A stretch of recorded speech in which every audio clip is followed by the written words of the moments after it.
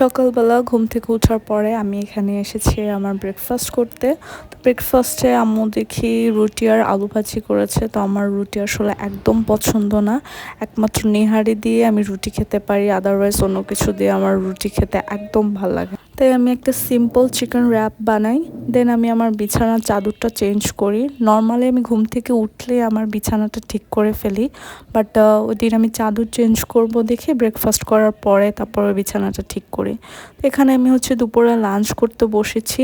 আর আমার আম্মু হচ্ছে কিছু কাবাব বানাচ্ছিল। এই কাবাবগুলো হচ্ছে দুপুরে লাঞ্চ করার আগে আমরা বানাই। ইভেন চিকেন হাফ মুনটাও আমি লাঞ্চের আগে বানাই। আমার হচ্ছে বিকালবেলা হলে অনেক ক্ষুধা লাগে, এর জন্য দেখা যায় মোস্ট অফ দ্য টাইম বাহিরের নাস্তা খাওয়া হয়। আর এটা শরীরের জন্য অনেক ক্ষতিকর, এর জন্য ভাবলাম যে কিছু নাস্তা বানিয়ে ফ্রিজে রেখে দিব।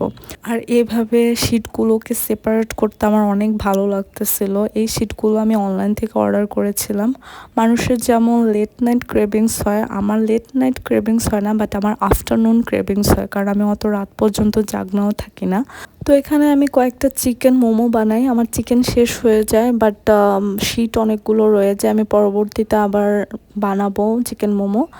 আমার হচ্ছে চিকেন হাফ মুন বানাতে গিয়ে ব্রেড ক্রাম্বসটাও শেষ হয়ে যায়। তো এর জন্যই হচ্ছে চিকেন রোলটা আমি পরে বানাই, বিকালবেলা বানাই, না হলে আমি রোলটাও তখন বানাতাম। পরে হচ্ছে আম্মু দারোয়ানকে দিয়ে আবার ব্রেড ক্রাম্বসটা আনায়। দেন আমি হচ্ছে চিকেন রোলগুলো বানাই। আর সাথে আমি কয়েকটা সমুচাও বানাই, বাট সমুচার শেপগুলো আমি ঠিকমতো দিতে পারছিলাম না। আমার ভাবি আমাকে কয়েকটা বানাতে হেল্প করে, তো ওনার বানানোগুলো ভালো হয়েছে, আমার গুলো একদম ভালো হয় না, ডিজাস্টার হয়েছে।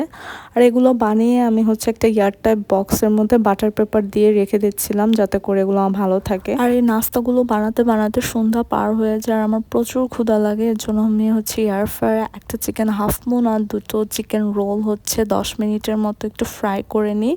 এগুলোর সাথে হচ্ছে আমার ভাবি আমাকে একটুখানি কফি বানায় দেয়, আর কফির সাথে হচ্ছে আমি এই কুকিজটা খাই। কুকিজটা খুবই মজা, বাট আনফর্চুনেটলি আমাদের এলাকায় এখনো অ্যাভেলেবেল হয়নি। দেন আমি বসে নাস্তা করছিলাম। সো এই ছিল আমার আজকের ভিডিও। আল্লাহ হাফেজ সবাইকে।